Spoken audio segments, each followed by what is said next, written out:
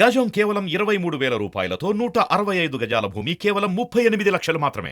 నేను ఒకటే చెప్తున్నా, ఎన్నో మీటింగ్లు చూశాను కానీ బొబ్బిల్లో ఇంత పెద్ద మీటింగ్ నేను ఎప్పుడూ చూడలేదు.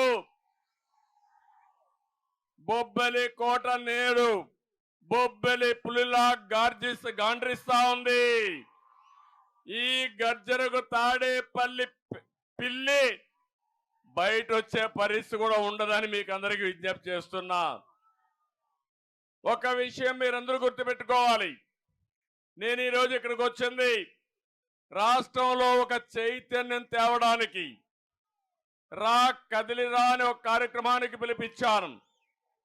ఇది నా కోసరమో, పవన్ కళ్యాణ్ కోసరమో, తెలుగుదేశం పార్టీ కోసరమో, జనసేన పార్టీ కోసరం కాదు. 5 కోట్ల ప్రజల యొక్క భవిష్యత్తు కోసం నేను ఇచ్చిన పిలుపుని మీ అందరికీ తెలియజేస్తున్నా. ఒక్కసారి మీరందరూ కూడా నెమరు వేసుకోవాల్సిన అవసరం ఉంది. 91లో మనకు ఆర్థిక సంస్కరణలు వచ్చాయి. ఒకప్పుడైతే రోడ్లు కూడా సరిలేని పరిస్థితుల్లో మనం అందరం అవస్థపడేవాళ్ళం. ఆ ఆర్థిక సంస్కరణలు అందిపుచ్చుకున్న పార్టీ తెలుగుదేశం పార్టీ. ఈ రోజు మీరందరూ ఉన్నారు, సెల్ ఫోన్లు వాడిన మీటింగ్లన్నీ రికార్డ్ చేసి లైవ్ పెట్టి మీ ఇంటికి చూపించుకుంటున్నారు. ఆ టెలికమ్యూనికేషన్ కూడా నాంది పలికిన పార్టీ తెలుగుదేశం పార్టీ.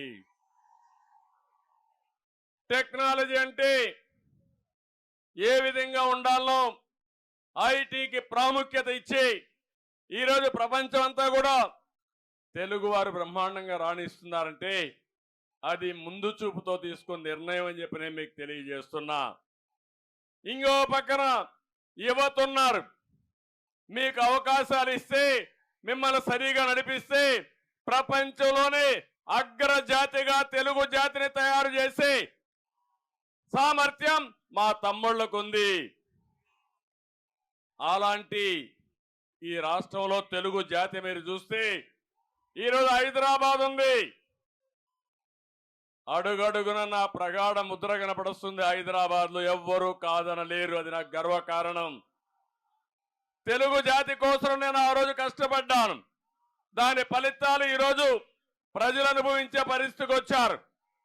ఐటీ చేసిన వాళ్ళు ప్రపంచంతో వెళ్ళారు. ఇటీవల నాకు కష్టం వస్తే 80-90 దేశాల్లో నాకు సంఘీభావాన్ని తెలియజేశారంటే అది ఈరోజు తెలుగువాడి సత్తా ప్రపంచం మొత్తం.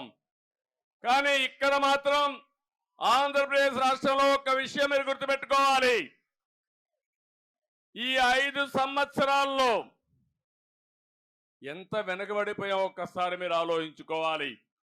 అంటే ఈ ప్రభుత్వం రాతి యుగం వైపు నడిపిస్తా ఉంది. నేను అనుకున్నది మిమ్మల్ని స్వర్ణ యుగం వైపు నడిపించి మీ భవిష్యత్తు బంగారు భవిష్యత్తు చేయాలని, మీ పిల్లలు మీరు ఆనందంగా ఉండాలని నా కోరిక అని చెప్పి నేను మీకు తెలియజేస్తున్నా.